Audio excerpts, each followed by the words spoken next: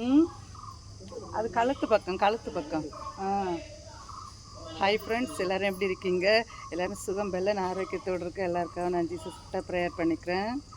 இப்போ வந்து நாங்கள் மாடிக்கு வந்திருக்கோம் ஃப்ரெண்ட்ஸ். துணி காய போடலான்னு மாடிக்கு வந்தோம். வெயிலும் இல்லை மழையும் இல்லை, அது மாதிரி இருக்குது கிளைமேட்டு. வந்து பார்த்தா பக்கத்து வீட்டில் உள்ளவங்க வந்து எங்கள் அசையில் எல்லா துணியும் காய போட்டிருந்தாங்க ஃப்ரெண்ட்ஸ். எடுத்துகிட்டு போயிட்டாங்க. நாங்கள் மாடிக்கு வந்து அவங்க எடுத்துகிட்டு போயிட்டாங்க. சரி, இனி துணியை காய போட்டுட்டு மத்தியானம் சமைக்கணும். போய் சமைக்கலாம் ஃப்ரெண்ட்ஸ். வாங்க வீடியோவில் போய் பார்க்கலாம். செருப்பு போட்டு வரல, நீங்கள் செருப்பு போட்டு வந்தீங்களா? சூடாக இருக்குது.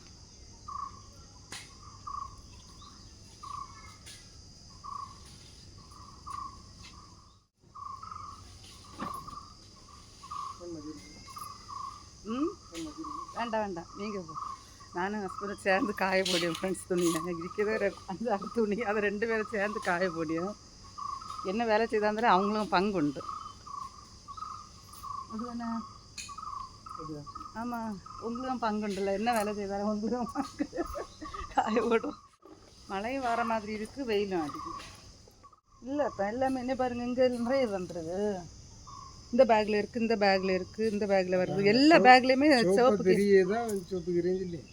அதான் சிவப்பு கீரை தான் எல்லா பேக்லேயுமே நிறைய வருது. பாருங்கள் ஃப்ரெண்ட்ஸ், மழை பெய்ததும் கீரை விற்று விழுந்துருக்கு. அது என்ன, எப்போ பார்த்தா நம்ம டிசம்பரில் போகுது இந்த பிடுங்கி சில்லா கீரை எல்லாம். டிசம்பரில் நாங்கள் கீரை எல்லாம் பிடுங்கி எடுத்து சாப்பிட்டு எடுத்துகிட்டு ஊருக்கு போனோம் ஃப்ரெண்ட்ஸ். ஊருக்கு போயிட்டு வந்து ஜனவரி, பிப்ரவரி, மார்ச் ஸ்டார்ட் ஆகுது. பிப்ரவரி முடிஞ்சு வந்து மழை பெய்யுது ஃப்ரெண்ட்ஸ். 2 நாளைக்கு முன்னால் மழை பெய்யுது. மழை பெய்ததும் அந்த பழைய கீரை வித்தெல்லாம் இப்போ பேகு ஃபுல்லாக கொடுத்து அது அழகாக முளைச்சி வந்துருக்கு ஃப்ரெண்ட்ஸ். பாருங்கள், சூப்பராக இருக்குது. மழை பெய்ததும் அந்த வித்தெல்லாம் அப்படியே முளைச்சி வந்துருக்கு. பாருங்கள் ஃப்ரெண்ட்ஸ், காட்டுறேன். பாருங்கள் ஃப்ரெண்ட்ஸ், எல்லா க்ரோ பேக்லேயும் அது மாதிரி அந்த கீரை விற்று முளைச்சி வந்துருக்கு. பாருங்கள், மழைக்கு ஒரு மகிமையை பார்த்தீங்களா?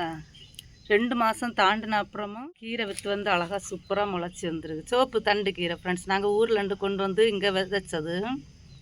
இது மாதிரி வந்து எல்லா க்ரோ பேக்லேயுமே வந்து கீரை விற்று முளைச்சி வந்துருக்கு ஃப்ரெண்ட்ஸ். சூப்பராக சிவப்பு தண்டு கீரை. இனி துணியெல்லாம் காய போட்டாச்சு ஃப்ரெண்ட்ஸ். இனி போக வேண்டியதான். ஸ்கூல் விட்டு பையன் யார் சொன்னது பெனி? ஐஸ்கிரீம் நிறைய சாப்பிடாது. என்ன ஐஸ்கிரீம் இல்லை, அப்புறம்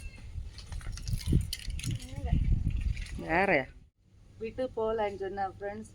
கொஞ்ச நேரம் உட்காந்துட்டு போகலான்னு சொல்லிட்டாங்க. மாடி வந்தால் போகிறதுக்கே தோணாது ஃப்ரெண்ட்ஸ். இங்கே உட்காந்து அப்படியே குருவிகள் சத்தத்தை எல்லாம் கேட்டுட்டு அப்படியே உட்காந்துருக்க தான் தோணும். அதை சமைக்கணும்ல. போமா. இப்போ வந்து சோறுக்கு தண்ணி வச்சாச்சு ஃப்ரெண்ட்ஸ். சோறுக்கு தண்ணி வச்சுட்டு மாடிக்கு போனோம். இப்போ தண்ணி கொதிச்சிருக்கு. இனி அரிசி போட்டுடலாம். காலையில் வந்து ஆப்பமும் முட்டை தொக்கும் வச்சு சாப்பிட்டாச்சு. மத்தியானத்துக்கு வந்து இது சாம்பார் வைக்கணும். அப்புறம் இஞ்சி போட்டு வச்சாச்சு. இது சாம்பார் மட்டும் இனி வைக்கணும் ஃப்ரெண்ட்ஸ். அரிசி போட்டுடலாம் முதல்ல. இப்போ வந்து அரிசியை போட்டுடலாம் ஃப்ரெண்ட்ஸ்.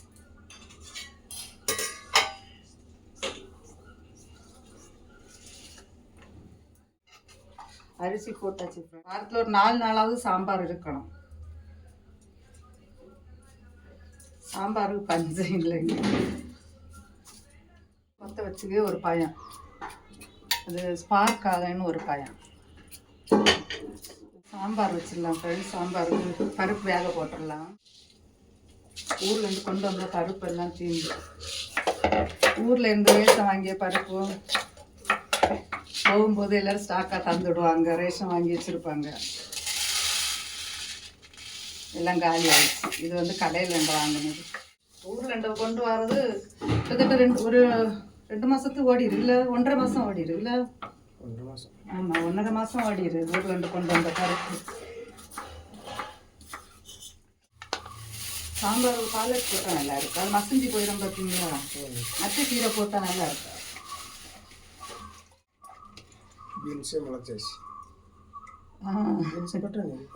பட்டாணி அது. இப்போ வந்து பருப்பு கொதிச்சுட்டு இருக்கேன். இப்போ வந்து காய்கறியை போட்டுடலாம் ஃப்ரெண்ட்ஸ். இன்னைக்கு வந்து பாலக்கும் போட்டு சாம்பார் வைக்கும்.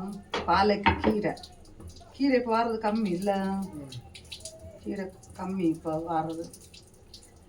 காய்கறியும் பாலக்கு கீரையும் போட்டு வச்சிடலாம். எல்லாம் போட்டு குக்கரை மூடி வச்சுட்டு அதுக்கப்புறம் விசில் போன அப்புறம் எடுத்து தாளித்து சாப்பிட வேண்டியதுதான்.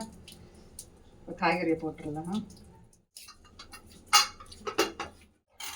இப்போ வந்து குக்கரில் வந்து விசில் இறங்கிட்டு ஃப்ரெண்ட்ஸ். இனிமேல் சாம்பாரை தாளிச்சிடலாம். இனி சாம்பார் மசாலா போட்டு தாளிச்சிடலாம்.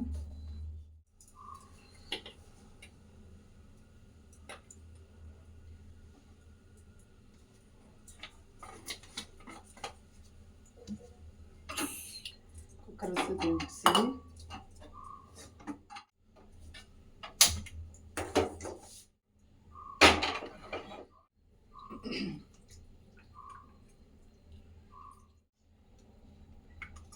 மசாலா எல்லாம் இது மாதிரி கலக்கி ஊற்றுனா கட்டி இருக்காது ஃப்ரெண்ட்ஸ். எல்லாமே கட்டி கட்டியாக இருக்கும். மசாலா அப்படியே போட்டாச்சுன்னா கட்டி கட்டியாக இருந்த மாதிரி இருக்கும். அதெல்லாம் இப்படி கலக்கி தான் ஊற்றுவேன்.